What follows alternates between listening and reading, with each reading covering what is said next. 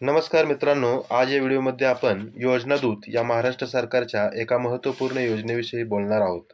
त्यासाठी हा व्हिडिओ शेवटपर्यंत पहा. व्हिडिओ आवडल्यास लाईक करा, शेअर करा आणि आपल्या बातमी तुमच्या कामाची या चॅनेलला सबस्क्राईब करायला विसरू नका. मित्रांनो, योजना दूत ही महाराष्ट्र सरकारची नाविन्यपूर्ण योजना आहे.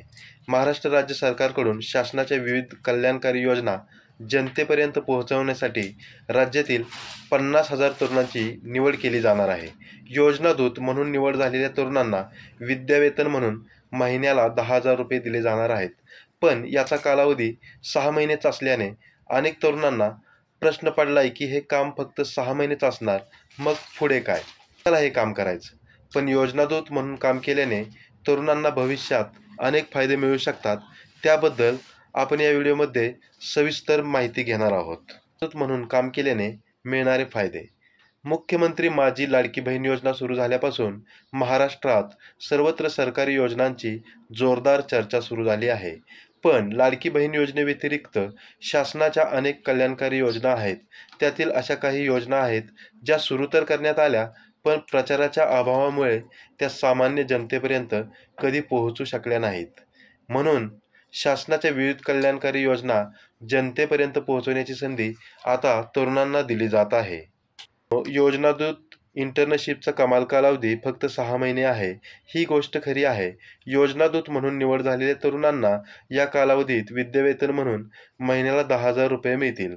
पण यासोबतच 6 महिने योजना दूत म्हणून काम केल्याने तुम्हाला याचा भविष्यात मोठा फायदा होऊ शकतो. तर मित्रांनो, आता पाहूया योजना दूत म्हणून काम केल्याने मिळणारे फायदे.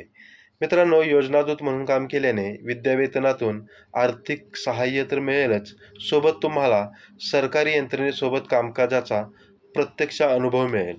तुमचे समाजात वावरण्याचे आणि बोलण्याचे कौशल्य सुधारेल. इंटर्नशिप कालावधी पूर्ण होताच राज्य सरकारकडून तुम्हाला योजना दूत म्हणून काम केल्याचे प्रमाणपत्रही मिळेल. या सरकारी प्रमाणपत्राचा भविष्यात तुम्हाला खूप उपयोग होऊ शकतो. तुम्ही भविष्यात कोणतेही मार्केटिंगचे काम करणार असाल तर ते काम मिळवून देण्यात हे योजना दूत म्हणून काम केल्याचे प्रमाणपत्र तुमच्या कामी येईल. इतकेच नाही तर इंटर्नशिप कालावधी पूर्ण होताच तुम्हाला सरकारी योजनांची चांगलीच माहिती झालेली असेल. त्यामुळे तुम्हाला कोणत्याही सरकारी योजना संबंधित ऑनलाईन पोर्टल, सरकारी योजना बातम्या, वेबसाईट, ऑनलाईन न्यूजपेपरमध्ये लेखक म्हणून सहज काम मिळू शकते. तर मित्रांनो, आता आपण जाणून घेऊया योजना दूतसाठी अर्ज करण्यासाठी पात्रता आणि आवश्यक कागदपत्रे.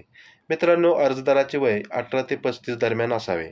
तो कोणत्याही शाखेचा पदवी प्रमाणपत्र धारक असावा. त्याच्याकडे संगणक प्रमाणपत्र, MSCIT किंवा तत्सम परीक्षा उत्तीर्ण झाल्याचे प्रमाणपत्र असले पाहिजे. आधार, रहिवासी दाखला हे. तर मित्रांनो, नवीन माहितीपूर्ण व्हिडिओसाठी आपले बातमी तुमच्या कामाची या चॅनेलला सबस्क्राईब करा. धन्यवाद.